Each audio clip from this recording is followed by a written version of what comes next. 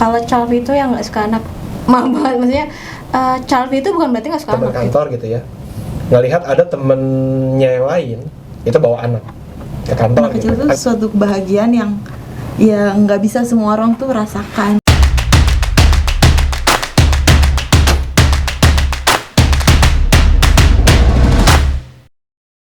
Kalau aku akan balik nanya, sepower apa perusahaan itu melindungi kami, entah itu dari pelaku atau korban? Karena ada beberapa kasus yang perusahaan tidak mau ikut campur gitu, atau bahkan perusahaan ikut campur tapi tidak akan sedalam itu. Dan kalau misalnya kasusnya menurut aku ya sudah sangat amat melecehkan gitu, ya yang ya ibaratnya nggak ada ampun gitu. As a woman, kita tuh punya, nggak cuma wanita sih, tapi maksudnya kita punya harga diri yang kita harus lindungin, maksudnya kita harus jaga gitu. Dan kualitas kita sebagai manusia, apapun itu kekerasannya, baik itu misalnya secara kecil aja tuh, menurut aku itu harus di ini sih, maksudnya harus diperjuangin gitu. Dan tergantung juga maksudnya itu tadi apresiasi perusahaan ke kita sebagai karyawan itu seperti apa gitu. Buat Vero sama Astri nih ya, lebih ke kontranya si child free ya kan. Jika misalnya teman kantor gitu ya, ngelihat ada temennya yang lain itu bawa anak ke kantor gitu kan. Anggaplah si A bawa anak, nah si B itu nggak suka kalau misalnya si A ini bawa anak karena mungkin terlalu rame atau mungkin terlalu riweh gitu kan. Nah, tapi si perusahaan itu melihat bahwa saya lo bawa anak sebenarnya nggak ada masalah gitu. Itu kan bisa menjadi mood boosternya si ibu, dan mungkin ada beberapa teman-teman yang suka dengan anak kecil gitu ya kan.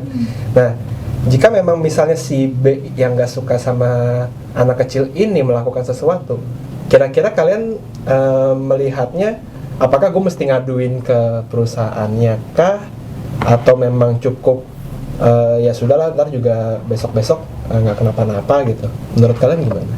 Kalaupun memang itu harus dibawa ya anaknya ke tempat kerja, nggak ada masalah sih. Kalaupun memang nggak ada keluhan ya dari teman-teman kantor, tapi pasti orang tersebut yang membawa anak juga pasti merasa kalau teman-temannya nggak nyaman. Misalnya anaknya menangis atau anaknya berisik, pasti itu udah berasa gitu loh, kayak hukum sosialnya tuh pasti udah langsung terasa. Jadi tuh kita nggak perlu jauh-jauh laporin gitu. Kecuali kalau memang dalam seminggu nih kerja dia setiap hari bawa anak, dan otomatis itu akan mengganggu kan. Selain mengganggu teman kerjanya juga otomatis mengganggu si ibunya juga sih. Anaknya pun kasihan gitu loh. Jadi kayak harusnya dia bisa tumbuh kembang, maksudnya ya udah aktivitasnya dia sebagai anak ini harus ditempatkan yang ya bukan tempatnya dia gitu. Setiap hari itu kurang baik aja sih buat si anak. Beberapa perusahaan yang udah advance ya, memang sudah menyediakan tempat untuk main gitu. Ya memang udah, aku lihat di ini deh, Kemenkes ada tuh, di Kemenkes ada. Jadi kalaupun masih di standar di kantor kita, itu malah aku lihat jatuhnya kayak yang tadi, teman-temannya suka anak kecil. Itu balik lagi, aku alhamdulillah dapat temen yang circle-nya tuh oke. Kalaupun ada yang terganggu, pasti orang yang bawa tuh pasti ngerasa gitu, kayak tadi itu balik lagi Ngerasa maaf ya gini-gini. Dan biasanya yang bawa anak juga nggak mungkin tiap hari kesini gitu. Jadi memang biasa ketimbang dititipin sama orang, mendingan dititipin sama keluarga sendiri gitu. Artinya gini ya, oke ini aku sepakat bagian itu. Cuman gini, anggaplah yang tadi si A yang bawa anak, itu memang dia kan suka anak kecil dan punya anak kecil dan dibawa ke kantor. Kebetulan si B yang riweh, yang merasa riweh, ini memang golongan-golongan child free gitu. Nah itu gimana tuh kita nanggepinnya? Dia atau sampai bertindak gitu maksudnya? Ya kita nggak tahu ya, namanya orang bisa beda-beda ya. Cuman setidaknya menurut kalian, jika ada orang yang memang nggak suka anak kecil mengutarakan ketidaksukaannya, itu apakah mesti dilaporkan kah, atau jadi dilaporkan bahwa emang si B ini nggak suka anak kecil gitu, atau gimana gitu? Menurut aku masih bisa dikeluargain sih, maksudnya dari tingkat tingkat sama aja sih pertanyaan sama kayak yang tadi dilihat dari tingkat keparahannya kayak pokoknya ini juga termasuk yang child free. Kalau mamanya cuma dan apalagi ngomongnya baik-baik, maaf ya saya terganggu, pasti kita juga nggak enak ya bawa anak Yes. gitu kayak ya udah maaf ya nih bentar aja mamanya saya mau ngomong ke bos 5 menit mamanya kayak gitu, itu pasti akan dapat dibicarakan. Tapi balik lagi kalau ternyata yang orang yang nggak suka ini ternyata agresif banget gitu, ternyata kalau memang ketemu anak kecil bisa ke-trigger, habis itu bawa gatal-gatal pisau ketemu anak kecil gitu ya kan. Alergi gitu. kalau alergi terus dia diem masalah nggak apa-apa, kalau mamanya sampai bawa pisau terus habis itu Iya, anak-anak bersih saya bunuh ya, iya. itu kan itu Bahaya banget. ya Iya. saya bilang lihat taraf kebahayaannya gitu. Kalau mamanya masih bisa dikomunikasikan ya ini, tapi menurut aku ya balik lagi, aku masih bersyukur orang Indonesia itu masih baik-baik kok gitu. Kalaupun yang sejahat yang tadi, kita yang bawa anak juga akan tahu diri gitu kayak aduh ini kayaknya orang nggak suka nih. Nggak mungkin gitu membahayakan anaknya. Ini Iya. orang udah pasti nggak suka nih. Kita mah tahu diri aja udah. Oh lewat gang ke samping aja nih gitu. Kalau nggak titipin dulu, Mas aja tolong nih lagi nggak sibuk kan, tolong ini anak saya bentar aja gitu. Nggak mungkin 24 jam gitu kita di kantor gitu, nggak mungkin.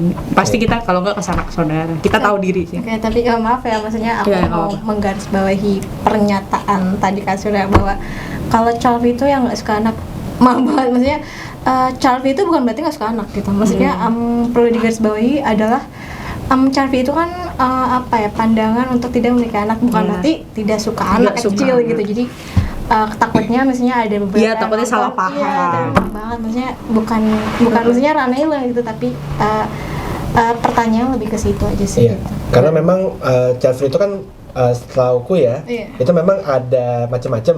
Ada yang mungkin memang dia tidak mau melahirkan tapi bisa mengadopsi. Iya. Ada yang memang dia tidak suka anak kecil karena mungkin dia reward dan segala macam. Kita tidak tahu ya child free-nya dia itu sebenarnya dasarnya apa gitu. Atau memang dia terpaksa child free karena mungkin ekonomis. Itu kan sebenarnya sama-sama benar kalau menurutku ya. Artinya terlepas dari apapun masalah atau opsinya kenapa dia memilih child free memang macam-macam ya. Tapi aku tidak menutup kemungkinan bahwa memang ada Iya, iya. kalau misalnya memang dia nggak suka anak kecil banget. Iya. Oke, terakhir nih dari teman-teman yang mungkin sekiranya kontra dan yang pro nantinya terkait dengan child free, ada tanggapan nggak mengenai si child free-nya ini sendiri? Pertama-tama mohon maaf ya buat teman-teman yang akan mendengarkan video ataupun yang lagi berdiskusi kalau mamanya memang ada beberapa value aku atau penyampaian yang kurang tepat. Ini kayaknya topiknya sensitif gitu ya. Tapi aku merasa kayak balik lagi itu kan pilihan teman-teman ya, mau yang pro mau yang kontra. Coba ini pandangan aku seperti ini, doain aja supaya emang aku bisa istiqomah dengan apa yang aku utarakan tadi. Dan buat teman-teman yang lain juga akan menemukan jalannya yang terbaik gitu ya. Aku cuma titip pesan aja buat teman-teman, mau kalian memilih child free ataupun nggak memilih child free gitu, tolong bersosial medianya tuh yang anteng-anteng aja gitu. Kalau mamanya memang mau mengutarakan pendapat, gak apa-apa banget gitu loh. Aku termasuk yang terbuka kalau mamanya mau ngejelek-jelekin, oh Mbak Vero tuh gini, udah ngertiin. Atau mau hubungin manajer aku di bawah juga boleh gitu kan. Itu gak apa-apa banget gitu. Cuma tidak semua orang itu seterbuka aku, seopen aku, kayak aku tuh dikasih pisau gitu, aku terima aja. Alhamdulillah pisaunya nggak nusuk aku, bisa aku pakai buat di dapur. Nah kamu masih bisa positif banget gitu orangnya. Cuma hati-hati, nggak semua orang bisa kayak aku gitu. Jadi tolong dipilah bahasanya. Kayak mamanya aku tadi ngomongin kontrak, ngomong ke teman yang pro ya hati-hati gitu ya. Tapi teman-teman yang pro ngomong ke aku juga aku terima gitu, bukan terima terus aku tiba-tiba jadi pro, kan nggak maksa juga kan teman-teman kan. Makanya tolong hati-hati di situ aja sih. Semoga apa yang aku omongin di sini, value aku mungkin ada yang sesuai dengan aku. Oh pengalamannya sama nih kayak Kak Vero, aku pengen ngikutin, silahkan di riset lagi, tolong pahami lagi kira-kira kebutuhan kalian gimana. Semangat, karena semua generasi itu ada di kita nih sekarang. Jadi semangat dari aku. Dari aku mungkin child free itu ya kebebasan ya, terserah siapapun boleh mengambil jalur itu. Preman. Tapi kalau untuk saya pribadi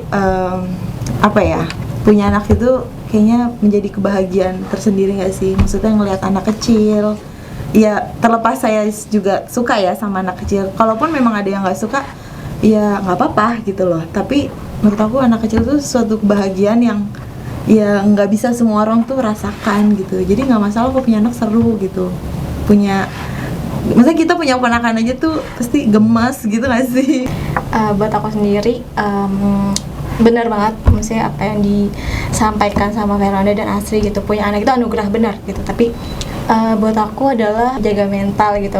Kalaupun memang ingin punya anak gitu, karena menurut aku ini harapan aku ya, maksudnya untuk pemerintah ataupun ibu-ibu muda ataupun ibu-ibu yang sudah punya anak lebih besar gitu, aku lebih berharap bahwa edukasi gitu, edukasi dalam mempunyai anak ataupun bahkan sebelum memilih untuk mempunyai anak gitu, karena menurut aku penting edukasi gitu, karena kita akan melahirkan anak-anak yang punya kualitas yang baik gitu. Jadi kalau misalnya mau punya anak dengan kualitas yang baik, tentu saja dari kita sendiri itu sebagai peran orang tua gitu. Dan juga kesetaraan wanita juga perlu banget support dari fisik, mental, spiritualnya juga harus stabil gitu.